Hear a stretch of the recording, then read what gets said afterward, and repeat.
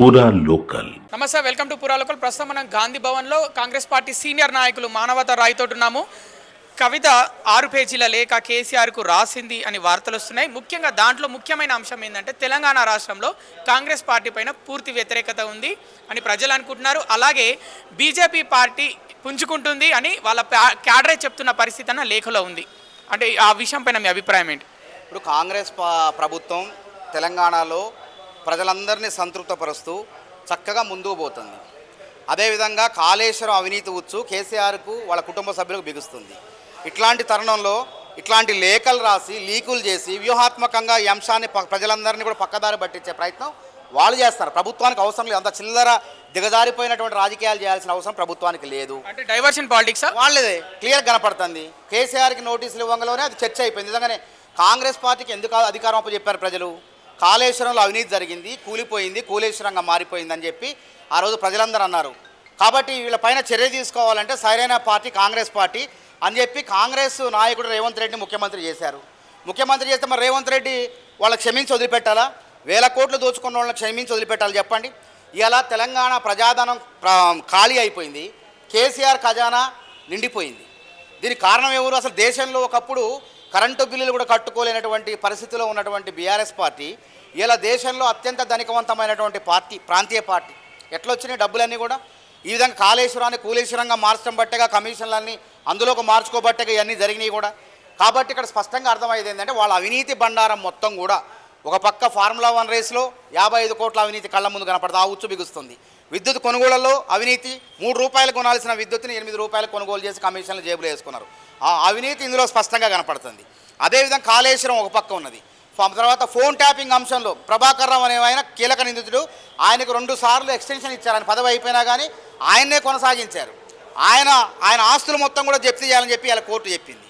కాబట్టి ఈ అన్ని అవినీతి ఉచ్చులు బిగుస్తుంటే ఈ అంశాన్ని పక్కదారి బట్టి ఏం చేయాలని చెప్పి వాళ్ళలో అంతర్గతంగా కుటుంబ కలహాలు ఉన్నాయి. అది ఆ కుటుంబం వరకే కానీ ఇలా ఒక్కసారి బయటకు వచ్చినాయి. బయటికి రావడం వెనకేంది? వ్యూహాత్మకంగా కేసీఆర్ కుటుంబం నుంచి ఆ లేఖ బయటకు వచ్చింది. కేసీఆర్ ఆయన అనుచరులు కేసీఆర్ ఇంట్లోంచి వచ్చిందా, కవిత గారి ఇంట్లోంచి వచ్చిందా, హరీష్ రావు ఇంట్లోంచి వచ్చిందా, లేకపోతే కేటీఆర్ ఇంట్లోంచి వచ్చిందా, వాళ్ళే బయట పెట్టాలి. అంటే ఈ లేఖ పైన ముఖ్య నేతలు కేసీఆర్ అయినా, హరీష్ రావు అయినా, కేటీఆర్ అయినా, బీఆర్ఎస్ వర్కింగ్ ప్రెసిడెంట్ కేటీఆర్ అయినా స్పందించట్లేదు, కామ్గా ఉంటున్నారు. అంటే మీ అభిప్రాయం? స్పందించట్లేదు అంటే వాస్తవాలు ఉన్నాయి. ఆ లేఖ వాస్తవమైన కాబట్టి వాళ్ళకి తెలుసు కాబట్టి దాన్ని బయటపెట్టి ఈ అంశాన్ని కాంగ్రెస్ ప్రభుత్వం చేసే విచారణలన్నింటినీ కూడా పక్కదారి బట్టి చేస్తున్నారు. నేను ఏమంటున్నానంటే అసలు వాస్తవంగా సరే అది కవిత లేఖ రాసిందా రాయలేదా, ఆ రాత మొత్తం వారిదే అంటున్నారు. ఏది ఏమైనప్పటికీ కవిత గారు మరో వైఎస్ షర్మిల కాబోతున్నారు. వైఎస్ షర్మిల ఎందుకు అంటున్నానంటే ఇట్లనే కవిత గారు లాగానే వైఎస్ షర్మిల గారు బయటకు వచ్చారు. ఆస్తి కోసం అన్నతో విభజించారు, వారసత్వం కోసం అన్నతో విభజించారు. అట్లే కవిత గారు కూడా ఇప్పుడు ఇది ఒక్కటి రాజకీయ వారసత్వం కోసమే కాదు, ఆస్తుల కొట్లాట కూడా ఉంది. కేసీఆర్ గారు 1000 కోట్లు సంపాదించారు, ఆయన ఆస్తులు ఉన్నాయి, ఫామ్ హౌస్లు కానీ ఎక్కడెక్కడ ఉన్నాయి. కాబట్టి అందులో వారసుడుగా మొన్న మీటింగ్లో రజతోత్సవాల మీటింగ్లో ఏమర్థమైపోయింది? నా వారసుడు కేటీఆర్ అని చెప్పి ఆ మీటింగ్లో స్పష్టంగా చెప్పారు. ఉద్యమంలో మొదటి నుంచి ఉన్న కేటీఆర్ హరీష్ రావును పక్కన పెట్టారు, కవితను పక్కన పెట్టారు. వీళ్ళు లోన కుమిలిపోతున్నారు, వీళ్ళు అసంతృప్తి ఉన్నది. అంటే రజతోత్సవ సభలో కవిత ఫోటో లేదు కనుకనే ఈ విధంగా అసంతృప్తి వ్యక్తం చేసింది అనుకుంటున్నారా? ఫోటో లేదు, అక్కడి నుంచి మొదలైంది అసంతృప్తి. కవిత గారు సోద్ తెప్పించుకొని నేనే ముఖ్యమంత్రి అని సోద ఆమెతో చెప్పించింది. కవిత ముఖ్యమంత్రి అయితేనే సోద్ చెప్పామో చెప్పింది. చెప్పేదాన్ని మరి వీడియోల్లో ఎందుకు రాష్ట్రం మొత్తం ప్రచారం చేయాలి? కవిత ముఖ్యమంత్రి అవుతుంది అంటే ఆ ఆలోచన కవిత గారిలో ఉన్నది, ముఖ్యమంత్రి కావాలని ఆలోచన ఉన్నది. కేటీఆర్ కావటం ఆమెకు ఇష్టం లేదని స్పష్టంగా అయిపోయింది. ఎందుకంటే వాళ్ళ అన్న ముఖ్యమంత్రి అని చెప్పి కేటీఆర్ ముఖ్యమంత్రి అని చెప్పాలి, అన్న మీద ప్రేమ ఉంటే, పార్టీ మీద ప్రేమ ఉంటే. ఎందుకంటే వాళ్ళ నాయన కేటీఆర్ గారి నాయకత్వాన్ని చూపిస్తాడు, ఈయనే భవిష్యత్ నాయకుడు, నా వారసుడని. అదేవిధంగా హరీష్ రావు గారు కూడా పాపం ఆయన ఆ మీటింగ్లో ఆయన ఫోటో లేదు, ఎక్కడ లేదు. తర్వాత పత్రికకు ఇచ్చిన ప్రకటనలో కానీ హరీష్ రావు గారి ఫోటో ఎక్కడ లేదు, కవిత గారి ఫోటో లేదు. అంటే జైలుకి వెళ్ళి వస్తే సీఎం అవుతారా అనే వార్తలు, అంటే అవి ఈ వార్తలు బయట జనాలు అనుకుంటున్నారు. పాపం పిచ్చోళ్ళు ఎట్టున్నారంటే వీళ్ళు, రేవంత్ రెడ్డి జైలుకి వెళ్ళిండంటే ఉత్తగా కాదు, ప్రజల కోసం కొట్లాడి 100 కేసులు పెట్టుకొని ఎదిరించేవాళ్ళు లేకపోతే బెదిరించేవాడిదే రాజ్యం అన్న టైంలో నేను ఎదిరిస్తా ఈ కేసీఆర్ అని చెప్పి ఎదిరించి దమ్మున్నోడు కాబట్టి ప్రజల తరపు నిలబడి కాబట్టి ప్రజలు ఆయనకి ఇచ్చారు, అవకాశం ఇచ్చారు. అవినీతి కేసులో జైలుకి పోయొచ్చి 100 కోట్ల, అసలు గుర్తుపెట్టుకోండి, కవిత గారు ఎట్లా ముఖ్యమంత్రి అవుతారండి? కవిత గారు 100 కోట్ల లిక్కర్ మాఫియాలో కేసులో జైలుకు పోయొచ్చారు. వారు జైలుకు పోవటం కాకుండా అసలు అవినీతికి వ్యతిరేకంగా పుట్టినటువంటి కేజ్రీవాల్ని ఆయన పార్టీని కూడా జైల్లో పంపెట్టారు, ఆయన క్యాబినెట్ని జైల్లో పెట్టారు. మరి ఇది ఇక్కడ ప్రజాధనం 2000 కోట్ల దుర్వినియోగమైంది అక్కడ. మరి రేవంత్ రెడ్డి గారి మీద పెట్టిన కేసుల్లో ఏ ప్రజాధనం అన్నా ఒక రూపాయి అయినా బయటకు వచ్చిందా? ఏ ప్రజలకన్నా హాని చేశారా? ఓటుకు నోటు కేసు కూడా అది కూడా ప్రజాధనం కాదు, అది ఆయన మీద అక్రమంగా మోపారు. ఆయన ప్రజల జబ్బు నుంచి డబ్బులు తెచ్చో ఏదో చేయలే. కాబట్టి ఇది ప్రజాధనం దొబ్బిన కాళేశ్వరంలో అవినీతి, తర్వాత mission Kakatiya, mission Bhagiratha, phone ట్యాపింగ్లు. ఇంకొక విషయం ఇక్కడ ఏంటంటే బీఆర్ఎస్ పార్టీ బీజేపీ పార్టీ కలిసి పోటీ చేస్తాయేమో అని అటు క్యాడర్ అనుకోవడం, ప్రజలు అనుకుంటున్నారని కవిత చెప్పడం లేఖలో. కవిత చెప్పేది ఏంటంటే అది అసలు వాళ్ళు ఎప్పుడు కలిసే ఉన్నారు, ఎప్పుడు విడిపోయారు? బీఆర్ఎస్ బీజేపీ ఎప్పుడు కూడా కలిసే ఉన్నారు. మీకు తెలవందే ఉంది. అప్పుడు 2014-15 నుంచి పార్లమెంటు సమావేశాల్లో బీజేపీ వాళ్ళు ఏ బిల్లు పెడితే దానికి డూడు బస్ వనలేక ఓకే సిద్ధం, మేము సిద్ధం అని చెప్పి పనులు చేయించుకున్నారు. అందుకే కవిత ఈ లేఖ రాసింది అనుకుంటున్నారు. అంటే కేసీఆర్ బీజేపీకి దగ్గర అవుతున్నారు. 100% మొన్న ఎమ్మెల్సీ ఎన్నికల్లో కూడా మేము అన్నాం కదా, మేము అన్ని కాంగ్రెస్ నాయకులు అన్నాయని నిజాలు అవుతున్నాయి కదా.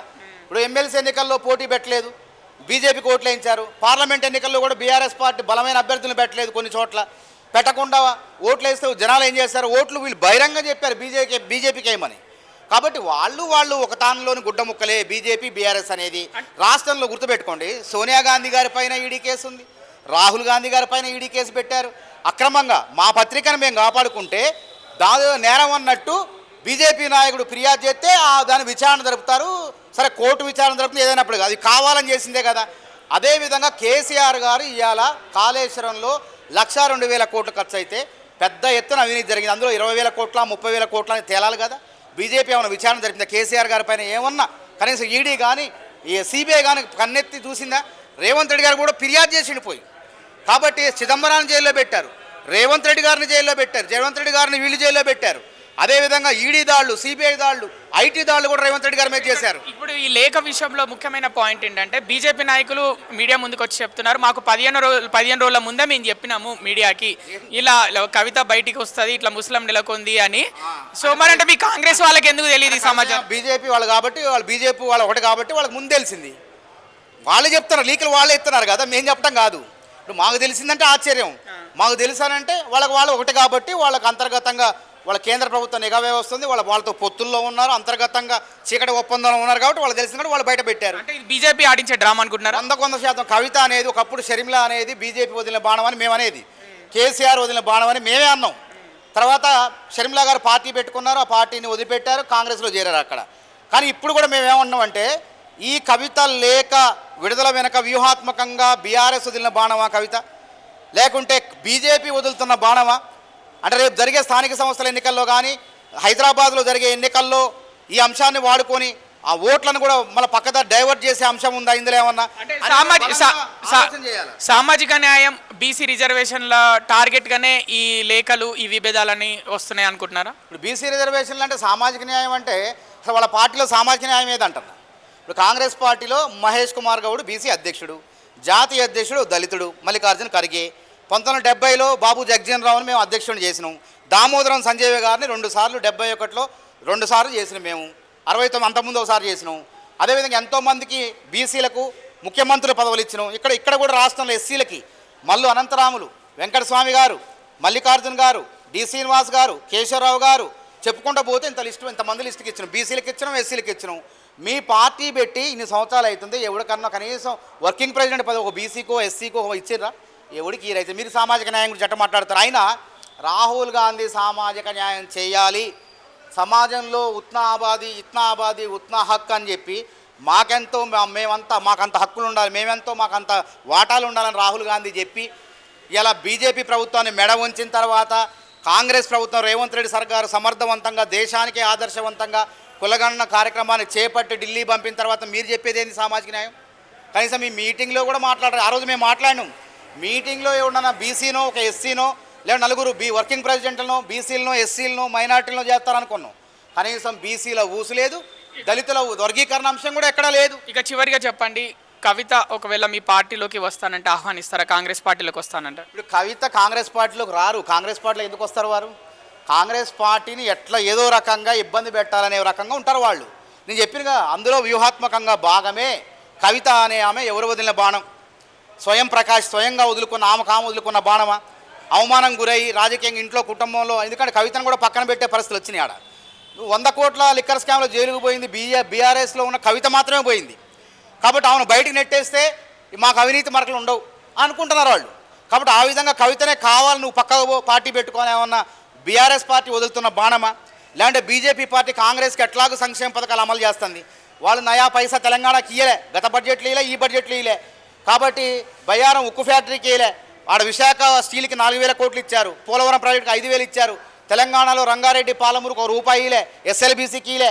కాబట్టి తెలంగాణకు ₹1 ఇవ్వట్లేదు. కాబట్టి కాంగ్రెస్కు పెరుగుతున్న ఆదరణ చూసి ఈ విధంగా జనాన్ని మొత్తం పక్కదారి పట్టించే విధంగా కవితను ఏమన్నా వాళ్ళే బీజేపీ వదిలిన బాణమా?